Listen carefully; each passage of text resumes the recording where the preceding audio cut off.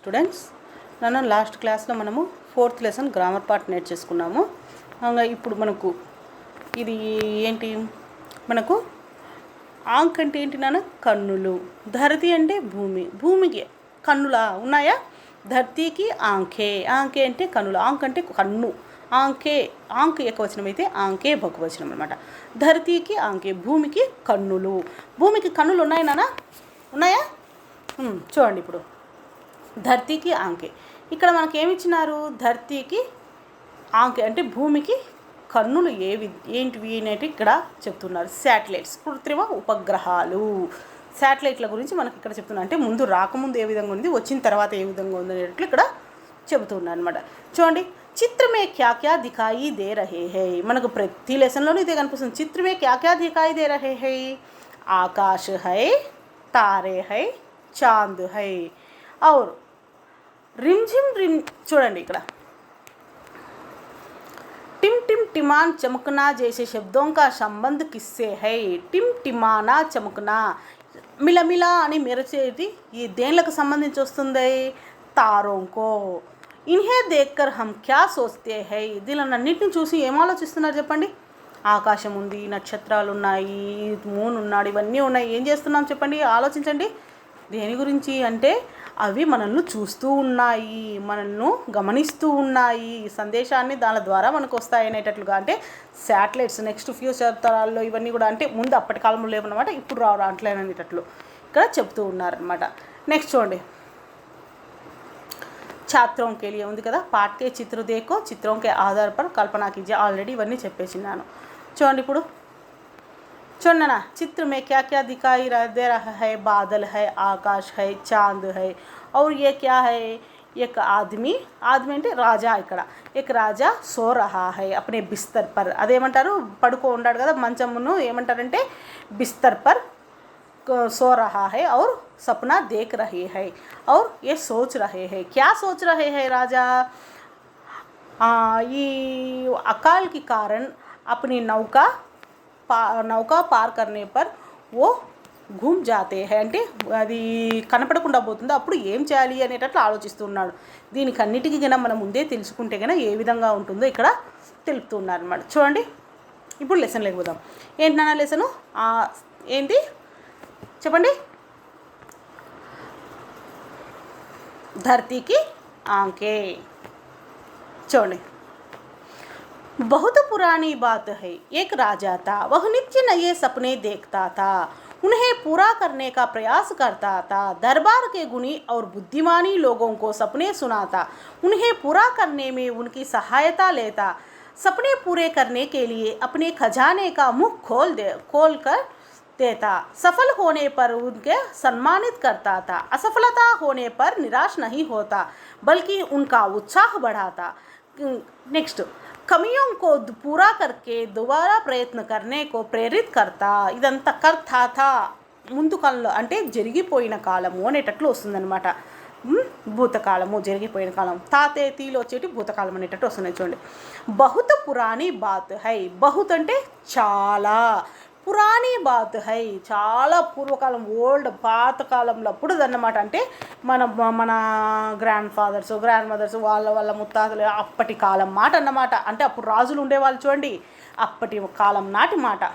బహుత్ అంటే చాలా, దానికి విలోమ శబ్దం కమ్. ఓకేనా? పురాణ అంటే నయా. మీకు చెప్పాను కదా, నేను లెసన్ చెప్పేటప్పుడు టెక్స్ట్ బుక్ పెన్సిల్ తీసుకొని ఏవేవి నేను చెప్తున్నానో అవి మీనింగ్స్ రాసుకోండి. ఓకేనా? ఏక్ రాజా థా, ఒక రాజు ఉండేవాడు.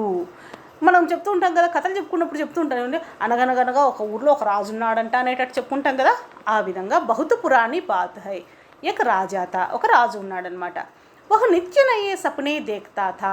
వహు నిత్య నయే, నిత్య అంటే ప్రతిరోజు కూడా, డైలీ. నయే కొత్త, సప్నే దేఖ్తా, సప్న అంటే డ్రీమ్స్, కలలు. దేఖ్తా థా అతను, వహ్ అంటే అతను, వహ్ ఏకవచనం అయితే వే బహువచనము. ఇవన్నీ మళ్ళీ నేను చెప్తాను మీకు. నిత్య నయే సపనే దేఖ్తా థా, అతను ప్రతిరోజు కూడా కొత్త కొత్త కళ్ళు కనేవాడనమాట. నయే అంటే కొత్త, నయేకు విలోమ శబ్దం పురాణే అట్లా. ఉన్హే పూరా కర్నేకే ప్రయాస్ కర్తా థా. ఉన్కా పూరా కర్నా, ఆ కళ్ళలు కంటాడు కదా, ఆ కళను పూర్తి చేసుకోవడానికి ప్రయాస అంటే ప్రయత్నించడము, పూరా అంటే పూర్తి చేసుకోవడానికి, ప్రయాస అంటే ప్రయత్నకర్త ప్రయత్నం చేసేవాడు అనమాట. దర్బార్ కే గుణి ఔర్ బుద్ధిమాని లోగోంకో, ఆ దర్బార్ అంటే ఇప్పుడు రాజు ఆస్థానం అనేది ఉంటుంది కదా నాన్న, ఆ దర్బార్ను ఆస్థానం అని అంటారనమాట. దర్బార్కే గుణి అంటే తెలివి గల వాళ్ళను మరియు బుద్ధిమాన్ చాలా అంటే గుణి అంటే పండితులు మరియు తెలివి గల వాళ్ళను, లోగోంకో ప్రజలతో సపునా సునాతాత తనకొచ్చిన కళను చెప్పేవాడు. అంటే ఆ దర్బార్లో కవులు పండితులు వీళ్ళందరూ ఉంటారు కదా, వాళ్లకు తన కళను చెప్పేవాడనమాట. నెక్స్ట్ సపునా పూరా కర్నే కేలియే, ఆ కళను పూరా కర్నేమి కళను చెప్పేవాడు కదా, ఉన్హే పూరా కర్నేమి ఉన్కి సహాయత లేతా, ఆ కళను పూర్తి చేసుకోవడానికి వాళ్ళ హెల్ప్ తీసుకునేవాడు అనమాట. సహాయత లేత అంటే హెల్ప్ తీసుకునేవాడు. సపునే పూరా కర్నే కేలియే, ఆ కళలు నిజం చేసుకోవడానికి అప్పునే ఖజానా కా ముహ్ ఖోల్ దేతా థా, అప్పునే ఖజానా అంటే భాండాగారము అంటారు నాన్న. అంటే మనము ఇప్పుడు ఏదైనా విలువైన వస్తువులు డబ్బులు ఇవన్నీ ఎక్కడ దాచుకుంటాము, లాకర్లలో బీరువాలలో దాచుకుంటాం కదా, అట్లా వీళ్ళు భాండాగారంలలో వీళ్ళకు వచ్చిన నగదును ఇట్లాంటివన్నిటి కూడా పన్నుల రూపంలో శిస్తుల రూపంలో వస్తుంటాయి కదా, అవన్నీ కూడా అక్కడ దాచిపెట్టేవాళ్ళు అనమాట. ఖజానాక ముహ్ అంటే నోరు అని వస్తుంది. అంటే ఆ ఖజానాను ఓపెన్ చేసి, అంటే మనము బీరువాను ఓపెన్ చేస్తాం కదా ఏదైనా డబ్బులు కావాలంటే, అట్లా ఆ ముక్కోల్ దేతాత ఓపెన్ చేసి డబ్బులు తీసుకొని వాడుకునేవాడు అనమాట. అంటే ఆ డ్రీమ్ కళను నెరవేర్చుకోవడం కోసం ఎన్నో ప్రయత్నాలు చేసేవాడు. సఫల్ అంటే సఫల్కు విలోమ శబ్దం అసఫల్. సఫల్ హోనే పర్ అది సక్సెస్ అయితే కన్నా ఉన్కో సమ్మానిత్ కర్తాత, ఎవరైతే దీన్ని చెప్పినారు ఇప్పుడు బుద్ధుమాని గుణిలోకి చెప్తారు కదా, ఏదైనా సలహా ఇస్తారు కదా, వాళ్ళు చెప్పినప్పుడు అది సక్సెస్ అయితే కన్నా వాళ్ళకు సన్మానించేవాడు అనమాట. అంటే ప్రైజులు గిఫ్ట్ రూపంలో ఏదైనా డబ్బులు ఇట్లా ఇచ్చి వాళ్ళకు సన్మానం చేసేవాడు అనమాట. అసఫలత హోనే పర్, అసఫలత ఒకవేళ సక్సెస్ కాకుండా చెడిపోయిందనుకో, ఆ కళ నిరాశపరిచిందనుకో, అప్పుడు నిరాశ నహి హోతా అంటే నిరాశ పడరనమాట. అంటే ఆశతోనే, అంటే ఒకసారి ఓడిపోతే మళ్ళీ ఏముంది నెక్స్ట్ టైం ప్రయత్నించవచ్చు అనేటట్లుగా దృఢ సంకల్పంతో ఉంటాడనమాట. నిరాశ నహి హోతా, నిరాశ అనేది పడ్డనమాట. బల్కి అదే కాకుండా ఉన్కా ఉత్సాహ బడాతా, అంగా రెట్టింపు ఉత్సాహంతో ఆ పని చేయాలని అనుకుంటాడనమాట. సక్సెస్ కాకుండా ఉంటే కన్నా, సక్సెస్ అయితే వదిలేస్తాడు, సక్సెస్ కాకుండా ఉండిందనుకో రెట్టింపు ఉత్సాహంతో ఆ పనిని ఏ విధంగానే చేయాలి, అంటే తనకు వచ్చిన కళను నెరవేర్చుకోవాలనేటట్లు తాపత్రయపడేవాడనమాట అతను. ఎవరు? రాజు. కమియోంకో పూరా కర్నేకే దోబార్ ప్రయత్న కర్నేకో ప్రయాస్ కర్తాత.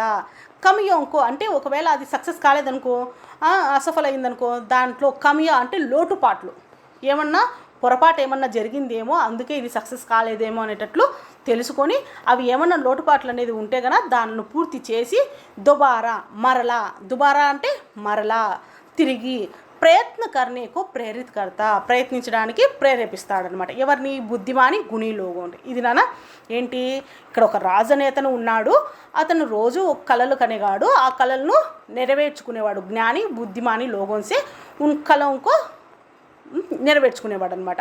అట్లా ఏదైనా నెరవేరిన తర్వాత వాళ్ళని సన్మానించేవాడు. నెరవేరకపోతే కనుక నిరుత్సాహపడకుండా దాన్ని మళ్ళా ఉత్సాహంతో చేసేవాడు అనమాట. ఇది నెక్స్ట్ చూడండి. नेक्स्ट, राजा के व्यवहार से सभी खुश थे, वे राजा के लिए सब कुछ करने को तैयार रहते, इसी कारण राज दिन दूनी रात चौगुनी उन्नति कर रहा था. దిన్ దూని రాత్ చౌగుని అంటే 6 పువ్వులు 7 కాయలు అనేటట్లు అంటారు చూడన్నా, ఆ విధంగా ముహావరన్ అనమాట. దిన్ దూని రాత్ చౌగుని, దిన్ దూని అంటే 3 పూలు 6 కాయలుగా వెలుగుతూ ఉంది అతని రాజ్యము అనేటట్లుగా. राजा के नाव समुद्र में हजारों मील तक दूर तक जाते थे, उसका यश फैलाते, नई बस्तियां बसाते, व्यापार करते. इस प्रकार उस राजा का राज दूर दूर तक फैला गया. చూడండి ఏం చేస్తాను, రాజా కే వ్యవహార్ సే సభీ ఖుష్ థే, ఆ రాజు చేసే పనుల వల్ల అందరూ కూడా చాలా హ్యాపీగా ఉండేవాళ్ళు అనమాట. ఖుష్ అంటే సంతోషము, ఖుష్కు విలోమ శబ్దం దుఃఖుయి. వే రాజా కేలియే వాళ్ళు ఆ ప్రజలు కూడా రాజు కోసము సబ్ కుచ్ కర్నేకో తయారు రహతే ఏం చేయడానికైనా రెడీగా ఉండేవాళ్ళు అనమాట. ఇసీ కారణ్ అందువల్లే ఆ రాజ్యం ఏ విధంగా ఉన్నింది, దిందుని రాజ్ చౌగుని అంటే ఆ 3 పూలు 6 కాయలుగా విరాజిల్లుతూ ఉంది అని అంటారు అనమాట. సామెతలు చెప్తాం చూడండి, ఆ విధంగా ఉన్నతి ప్రగతిలో కర్ రహాత ఆ విధంగా ముందంజలో ఉందన్నమాట ఆ రాజ్యము. అంటే రాజు ప్రజలతో డిస్కషన్ చేసి ఏ విధంగా వాళ్ళతో సమానంగా పంచుకునేవాడు అనమాట. ఆ విధంగా ఉండేవాడు అనమాట రాజు అప్పటి కాలంలో. నెక్స్ట్, రాజాకే నావ్ సముద్రమే హజారో మీల్ దూర్ జాతే. అదే కాకుండా ఈయన వ్యాపారం అనేది చేసేవాడు, సముద్ర వ్యాపారము. సముద్రంలో తన వ్యాపారాన్ని వేరే వేరే దేశాలకు ఇట్లా తీసుకొని పోయేవాడు. తన వ్యాపారం అంటే ఏదైనా సామాన్లు ఇట్లా మాదిరి అట్లా ఆ హజారో మీల్ ఎన్నో, హజార్ అంటే 1000, సౌ అంటే 100, హజారో మీల్ ఎన్నో వేల కిలోమీటర్లు వెళ్తూ ఉండేదన్నమాట తన సముద్రంలో. ఆ సముద్రంలో అతని నావ అనేది కూడా ఎన్నో వేల కిలోమీటర్లు ప్రయాణించేది. ఉస్కా యష్ ఫైలాత, యష్ అంటే కీర్తి, తన ప్రతిష్టలు, పేరు ప్రతిష్టలు అంటారు కదా, అది కూడా వ్యాప్తి చెందేదన్నమాట. ఆ విధంగా అంటే ఆయన వ్యాపారము ఈ విధంగా ఇతర దేశాలకు కూడా ప్రాకింది అనేటట్లు. నయీ బస్తీయా బసాతే వ్యాపార కర్తే. అదే కాకుండా దాని ద్వారా ఏం చేసేవాడు, నయీ బస్తీయా అంటే విలేజ్లు మరియు ఊర్లు, బస్తీ అంటే ఊరు అనేటట్లు కొత్త కొత్త ఊర్లను స్థాపించేవాడు, అక్కడ వ్యాపారాలు కూడా చేసేవాడు. ఈ విధంగా ఇస్ ప్రకార్ ఉస్ రాజా కా రాజ్ దూర్ దూర్ తక్ ఫైల్ గయా. ఈ విధంగా ఆ రాజు యొక్క రాజ్యము ఎన్నో వేల కిలోమీటర్లు వ్యాప్తి చెందిందన్నమాట. తర్వాత చూడండి, किंतु इसके साथ साथ राजा की कठिनाइयाँ भी बढ़ती गई. कभी कभी राजा का नाव या जहाज डूब जाता या हमले का शिकार हो जाता तो उसे तुरंत सूचना नहीं मिल पाती. इसी तरह यदि किसी क्षेत्र में कोई भयानक स्थिति पैदा हो जाती या कहीं कोई उत्सव आदि होता तो राजा ना तो उसे देख पाता और ना ही शीघ्र जान पाता. ऐसे में सहायता भेजने में भी विलंब होता. చూడండి, ఈ విధంగా అతని రాజ్యము ఎన్నో వేల కిలోమీటర్లు వ్యాప్తి చెందిందన్నమాట. కొత్త కొత్త ఊర్లను స్థాపించుకున్నాడు, అక్కడ కూడా వ్యాపారం చేస్తూ ఉన్నాడు. కానీ ఇస్కే సాత్ దాంతోపాటి, సాత్ అంటే దాంతోపాటి రాజాకి కఠినాయ్యా బి బడ్గయి, ఆయన కష్టాలు కూడా ఎక్కువైనాయట. బడ్నా అంటే పెరగడం అన్నమాట. బడ్నా అంటే పెరగడము, కఠినాయి అంటే కష్టాలు, ప్రాబ్లమ్స్. దీంతో పాటు ఆ రాజు యొక్క కష్టాలు కూడా పెరుగుతూ వచ్చినాయి. కభీ రాజా కా నావ్ యా జహాజ్ డూబ్ జాతా. అప్పుడప్పుడు కభీ రాజా కా నావ్ ఆ రాజు యొక్క పడవ, నావ్ అంటే పడవ, నౌక, యా జహాజ్ అంటే షిప్, నావ్ అంటే పడవ, జహాజ్ అంటే షిప్. అంటే నావ్ అంటే చిన్నది తెడ్డు రాగా ఇట్లా మాదిరి ఉంటాయి కదా అవి, జహాజ్ అంటే పెద్ద షిప్పులు. డూబ్ జాతా యా హమ్లే కా షికార్ హో జాతాతో. డూబ్నా అంటే మునిగిపోవడము, డూబ్ జాతా యా లేకపోతే హమ్లే కా షికార్. హమ్లా అంటే ఇప్పుడు బందిపోటు దొంగలు, ఇట్లా సముద్రపు దొంగలు అనే వాళ్ళు ఉండేవాళ్ళు అప్పట్లో, పూర్వకాలంలో. వాళ్ళు దాన్ని పట్టేసుకునే వాళ్ళు అనమాట. ఆ షిప్ను దానిను తీసుకునేవాళ్ళు, వాళ్ళ హస్తగతం చేసుకునేవాళ్ళు. హమ్లా అంటే దొంగలించేవాళ్ళు అంట. షికార్ హో జాతాతో ఉసే తురంత సూచన నహి మిల్ పాతి. అటువంటి టైంలో అతనికి వెంటనే సూచన అనేది లభించదన్నమాట. ఎందుకు లభించదు అంటే అప్పటి కాలంలో ఇంకా అంటే ఇప్పుడు అంటే మనకు సెల్ ఫోన్లు, శాటిలైట్స్ అవన్నీ ఉన్నాయి. అప్పటి కాలంలో అవన్నీ ఉన్నాయా? లేవు కదా. ఒక ఉత్తరం అనేది దేని ద్వారా, అది పోస్ట్ మ్యాన్ కూడా లేడు, దేని ద్వారా, పక్షుల ద్వారా, పావురాల ద్వారా ఉత్తరాలు పంపించేవాళ్ళు. అది అక్కడికి వెళ్ళే కొద్దికి చాలా దూరం లేట్ అయిపోతుంది, జరగాల్సిన కార్యం జరిగిపోతుంది అనమాట. అట్లా అందుకు ఆ విధంగా అంటే ఆ షిప్పు పడవలు మునిగిపోయినా మరియు ఎవరన్నా దొంగలు పట్టుకున్నా కూడా ఆ విషయం ఇతనికి వెంటనే తెలిసేది కాదన్నమాట.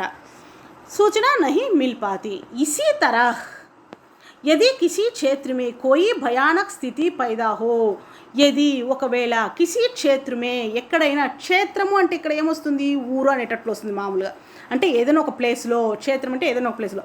ఈయన కొత్త కొత్త నగరాలను స్థాపించినాడు కదా, అక్కడ ఎక్కడైనా కోయి భయానక్ ఏదన్నా భయంకరమైన స్థితి, సంఘటన అనేది ఏర్పడిందనుకో, హో జాతి ఏదైనా భయంకరమైన సంఘటన అనేది ఏర్పడినా, లేకపోతే కై ఉత్సవ్ ఆది హోతాతో మరియు ఒకవేళ ఉత్సవాలన్నీ జరుపుతూ ఉంటారు, పండగలు అట్టటి, అది జరిగేటప్పుడు రాజా నాతో ఉసే దేక్ పాతా और ना ही शीघ्र जान पाता. రాజు దాన్ని చూడలేడు మరియు వెంటనే తెలుసుకోలేడు. ఇప్పుడంటే మనకు చూడండి శాటిలైట్స్ ద్వారా టీవీలో అన్నీ చూస్తున్నాం న్యూస్, అక్కడ ఏం జరిగిందో వెంటనే తెలిసిపోతుంది కదా మనకు. అప్పట్లో లేవు కాబట్టి అయ్యో ఈ విధంగా ఉండలేకపోతున్నాయి ఎట్లా అనేటట్లు ఆలోచించేవాడు అనమాట. అంటే ఏదైనా నా రాజ్యంలో ఎక్కడైనా వేరే నేను స్థాపించిన నగరాల్లో ఏదైనా సంఘటన అనేది ప్రాబ్లం అనేది వచ్చిందంటే నేను వెంటనే తెలుసుకోలేకపోతాను సమాచారము. అదే కాకుండా ఏదైనా ఉత్సవం అనేది జరుపుతూ ఉన్నారనుకో, వెంటనే దాన్ని నేను చూడలేకపోతాను కదా. అటువంటప్పుడు ఏం చేయాలి అనేటట్లు ఆలోచించాడనమాట. कोई उचाद तो राजा तो उसे देख पाता और ना ही शीघ्र जान पाता తెలుసుకోలేడనమాట. ऐसे में సహాయత भेजने में भी विलंब होता. ఇటువంటి టైంలో సహాయత అంటే ఏదైనా ప్రాబ్లం వచ్చినప్పుడు ఆ ఊర్లలో హెల్పింగ్ కోసం ఎవరైనా పంపించాలన్నా కూడా లేట్ అయిపోతుంది అనమాట. తెలిసే కొద్దికి ఆడ జరిగిపోయి ఉంటుంది, ఇంకా పంపించే కొద్దికి ఇంకేముంటున్నానా. కాబట్టి సహాయత भेजने में भी विलंब होता. విలంబ్ అంటే విఫలం చెందడం అనమాట. ఎవరినైనా హెల్పింగ్గా పంపించడానికి కూడా తను చేయలేకపోయేవాడు అనమాట. एक दिन ఈ విధంగా ఉండగా एक दिन राजा चांदनी रात का आनंद ले रहा था. चांद को देखकर वह सोचने लगा, काश मैं चांद तक पहुंच पाता, तब मैं वहाँ बैठकर अपने पूरे राज्य को आसानी से देख लेता. చూడండి, एक दिन ఒకరోజు ఏం జరిగింది, రాజా చాందినీ రాత్ కా ఆనంద్ లే రహా థా. చాందినీ రాత్ అంటే ఏంది నాన్న? పౌర్ణమి, పున్నమి అంటారనమాట. పౌర్ణమి అంటే ఫుల్ మూన్ వచ్చింటారు చూడండి, దాన్ని పౌర్ణమి అని అంటారు. చాందినీ రాత్ కా, దాన్ని చాందినీ రాత్ అంటారు హిందీలో. ఆనంద్ లే రహాత, ఆరు బయట పనుకొని ఆ ఫుల్ మూన్ చూస్తూ ఉంటాడనమాట. ఆనందాన్ని ఎంజాయ్ చేస్తూ ఉంటాడు. చాంద్ కో దేక్కర్, ఆ మూన్ చూసి అప్పుడు అతనికి ఒక సోచనలాగా ఆలోచిస్తూ ఉంటాడు చందమామను చూసి. కాష్ మై చాంద్ తక్ పహుంచు పాత, ఒకవేళ నేను గన ఆ చంద్రుని దగ్గరికి వెళ్ళగలిగితే గనా, అప్పుడు నేను వహా బైఠకర్ అంటే ఆ చంద్రుని దగ్గర కూర్చొని అప్పుడు పూరే రాజుకో ఆసానీసే దేక్ లేతా, నా మొత్తం రాజ్యాన్ని కూడా చూస్తూ ఉంటాను కదా. అంటే అతను ఆ ఫుల్ మూన్లో అంటే ఆ పౌర్ణమి రోజు బయట పనుకొని చూస్తూ ఆకాశంలో ఏమంటాడు, నేను ఆ చంద్రుని దగ్గర ఆ చంద్రుని మాదిరి నేనే ఉంటే కన్నా, అంటే చంద్రుని దగ్గరికి నేను వెళ్ళి కూర్చొని చూస్తే కన్నా నా రాజ్యంలో ఎక్కడ ఏం జరిగేది తెలిసిపోతుంది కదా అనేటట్లు ఆలోచిస్తూ ఉంటాడనమాట. ఈ విధంగా ఆలోచిస్తూ ఉంటాడు. నెక్స్ట్ క్లాస్లో నెక్స్ట్ చూసుకుందాం. అది ఇప్పుడు ఏంటి, ధర్తీకి ఆంకే అంటే ఇక్కడ శాటిలైట్స్ గురించి. ఇక్కడ చూడండి, మనకు శాటిలైట్స్ అనేది చూపించిన చూడండి. ఈ శాటిలైట్స్ అనేవి ఉండడం వల్ల మనకు ఇవన్నీ కూడా చేయగలుగుతున్నాం. అప్పటి కాలంలో ఇవన్నీ లేవు కదా, లేనందువల్ల ఏ విధంగా ఉంది, వచ్చిన తర్వాత ఏ విధంగా ఉంటుంది రాజు అప్పుడు ఆలోచించి ఆ మంత్రికి చెప్పడం, ఇదంతా దీని గురించి ఉంటుందన్న. నెక్స్ట్ క్లాస్లో నెక్స్ట్ పార్ట్ గురించి తెలుసుకుందాం. ఓకేనా? Thank you.